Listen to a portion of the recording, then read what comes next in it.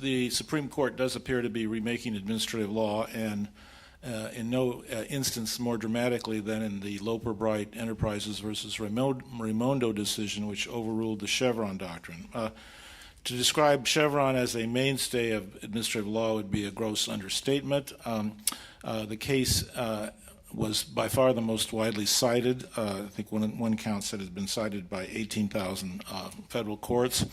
It was applied by the Supreme Court itself in over 100 cases. The two-step Chevron approach to agency interpretations of law was applied by the Supreme Court in over 100 cases. So from the time of Chevron's decision in '84 up to the overruling of Chevron in 2024 in Loper-Bright, this was a kind of cornerstone of administrative law. So quite a seismic change. The proximate cause of the overruling of Chevron, I think, is quite easy to pinpoint. The proximate cause was Justice Antonin Scalia's untimely death in early 2016.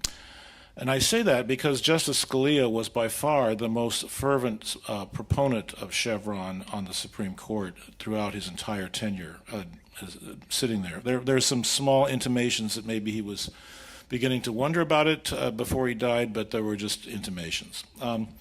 His replacement, Neil Gorsuch, was a fervent opponent of Chevron.